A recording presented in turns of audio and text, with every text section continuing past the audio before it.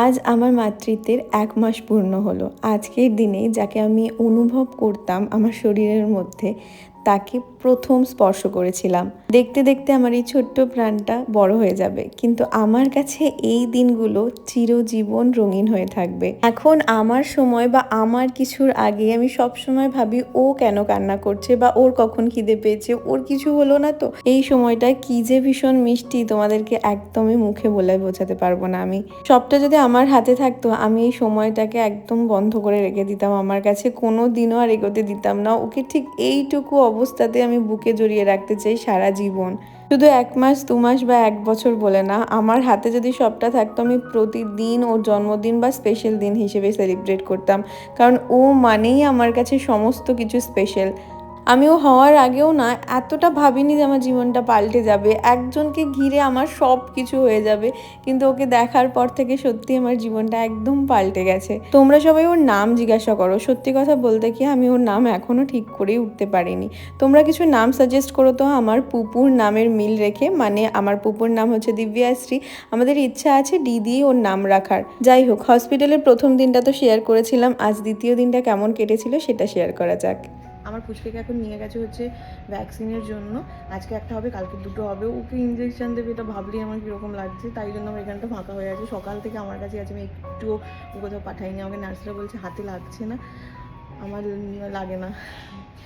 আর ওখানে খাবার অর্ডার দিয়ে দিয়েছে, এই যে কোথায় গেল, ভেজ অর্ডার দিয়েছে, ওগুলো খাচ্ছে, আমাকে তো দেবে না। আর আমরা তো রুমটা শিফট করেছি, এখানে পুরোটা উইন্ডোর আছে।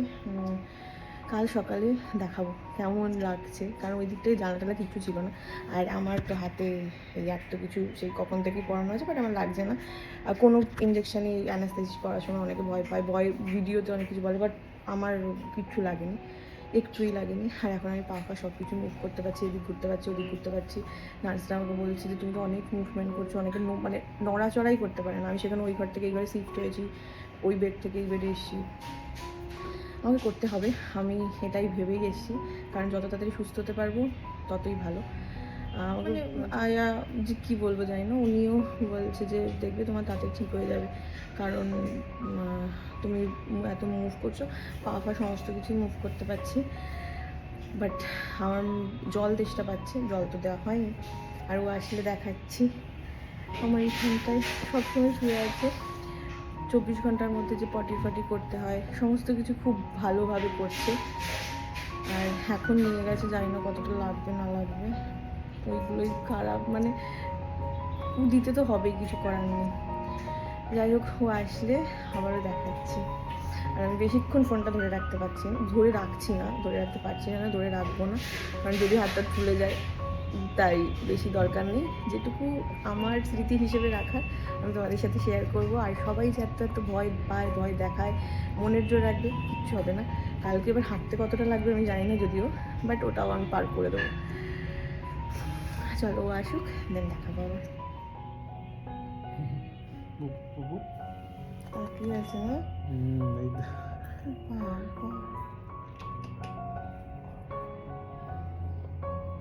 দেখছে তোমাদেরকে।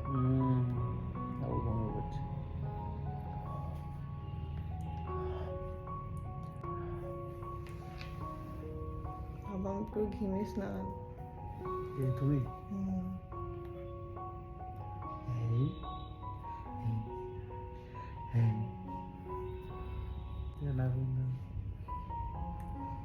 দুজনের মুখ পুরো এক।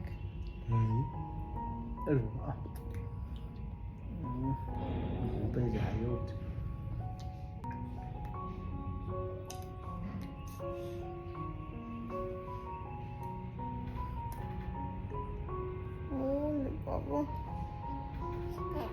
আমার চুলটা পুরো পাগলের মতো হয়ে আছে, আমাকে চুলটা আঁচড়াতে হবে। যাই হোক, গুড মর্নিং সবাইকে। আজকে আমাদের নতুন জার্নির প্রথম সকাল। কেমন লাগছে বলো? কালকে রাত্রে আমাদের জার্নির অবস্থা খারাপ হয়ে গেছিলো। আর ও কালকে রাত্রে এত কাঁদছিল, মানে আমি মুডটা বুঝতেই পারছিলাম না। টয়লেট করছে টাইমে, এটা খুলতে হবে, ইয়েনরা এসে করে দিক। মানে এত চুলটা কালকে ঘাটাঘাটি হয়েছে, পুরো কী হয়ে রয়েছে চুলটার অবস্থা। যাই হোক, ও একবার করে টয়লেট করছে, উঠছে, কাঁদছে, আমি ঘুমাতেই পারিনি। ও নিজেও ঠিকঠাক ঘুমায়নি। লাস্টে আমি আর না পেরে নারকেল না ডেকে ওকে দিয়ে দিয়েছি। তারপরে 6টার সময় ওকে নিয়ে যাওয়া হলো, কারণ কালকে ওকে পুরোপুরি পরিষ্কার মানে চুলগুলো একদম ক্লিন করা হয়নি, তো আজকে সমস্ত কিছু করেছি ওইসবের জন্য। সেই থেকে যে ঘুমাচ্ছে, এসে খায়ও নি, কিছু করেনি, ঘুমিয়ে যাচ্ছে। আর ওকে তোলাও হয়নি, কারণ রাত্রে অতটা ঠিকঠাকভাবে ঘুমায়নি। একটু টয়লেট করছে, আমি যে নার্সদের ডাকবো মানে বেল টিপবো তারা আসবে, সেইটুকু টাইমে এত চেঁচাচ্ছে, একটা আগে পাল্টানো হচ্ছে, আবার টয়লেট করে দিচ্ছে, আবার কাঁদছে। এই হয়ে গেছে শুধু সারা রাত, মানে চোখটা বন্ধ মানে হলেও আবার ইয়ে হয়ে যাচ্ছে। আজকে আমাদের নিউ পেরেন্টস হিসেবে প্রথম সকাল।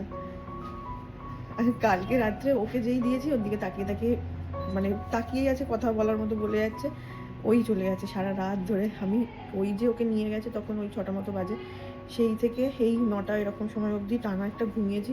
আমার আর কোনো সার ছিল না ওইটুকু টাইম, কারণ তার আগের দিনও ঘুম হয়নি, আজকেও হয়নি। এখন আমার খাবার দিয়ে গেছে, দেখাচ্ছি কী দিয়ে গেছে।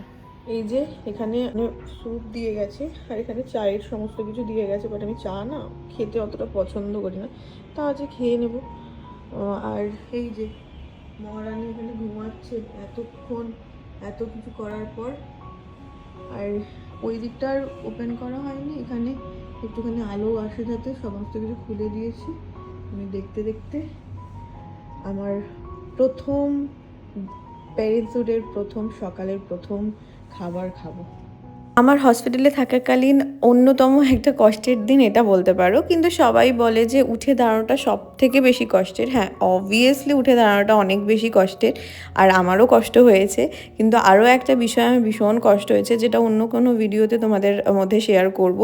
অনেকেই আছো যারা উডবি মা হতে যাবে, তারা অনেকেই ভাবছো যে এই যে সিজারের পর দাঁড়ানোটাই বোধহয় পারবে না, বা অনেক অনেক বেশি কষ্ট আছে, কিন্তু আমি বলবো মনে একটু সাহস রেখো। আর যখন তোমাদের পায়ে বা বডিতে একটু একটু সেন্স আসা শুরু করবে অপারেশনের পর, তখন থেকে একটু পাগুলো নাড়িও, তাহলে একটু হলেও ব্যথাটা কম অনুভব করবে যখন তুমি উঠে দাঁড়াবে। সাথে যদি কেউ থাকে, মানে বিশেষ করে যদি হাজব্যান্ড থাকে না, আমার মনে হয় এই সব বিষয়ে অন্তত মেন্টাল সাপোর্টটা সব থেকে বেশি দরকার।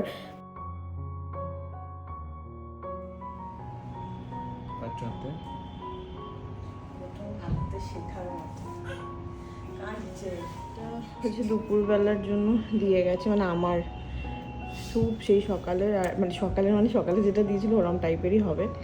আর এখানে ব্রেড আছে, আর আমি বসে বসেই খাচ্ছি এখন। আর এখানে ইনি কোলের মধ্যেই সারাক্ষণ ঘুমাচ্ছে, একটু নিচে নামালে বা দোলনায় দিলেই উঠে পড়ছে আর কাঁদছে জোরে জোরে।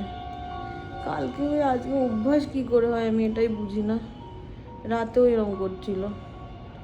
এ তো এরকম অভ্যাস হলে গেল। এটা আমি খেয়ে নিই। আমি অনেকক্ষণই হাঁটলাম, কিন্তু আমাকে জল খেতে হবে অনেক অনেক। এটা এখন স্যুপ না, এটা হচ্ছে ডালের জল, যেটা খেয়েই আমার প্রথমে আটকা উঠে গেছে। দোলনায় চলেই কাটছে আবার, পেটের মধ্যে যাচ্ছে আর লাগছে সব।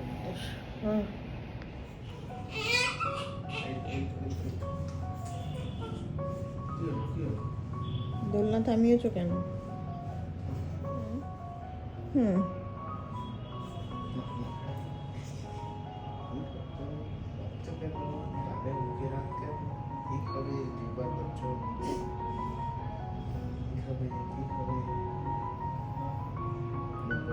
বলে নাও।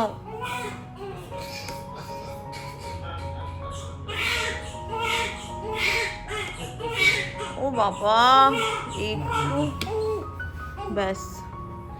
কি হচ্ছে এগুলো? হ্যাঁ,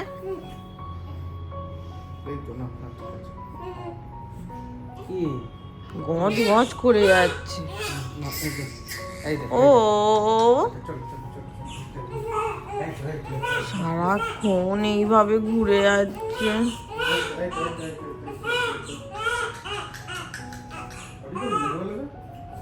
না, তুমি খালি ওকে পটি করাবে।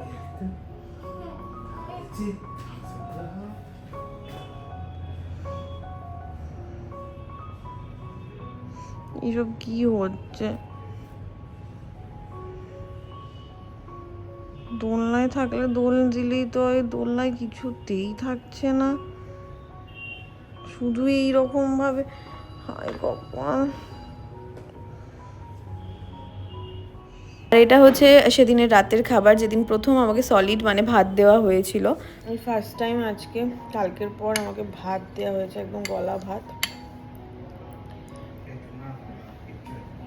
ওটা খেতেই এখন আমার অমৃত লাগছে।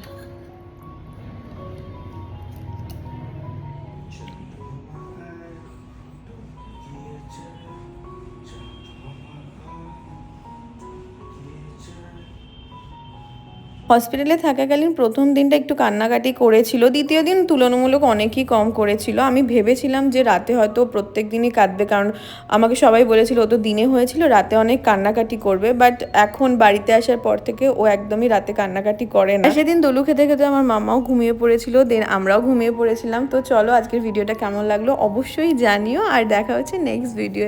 বাই।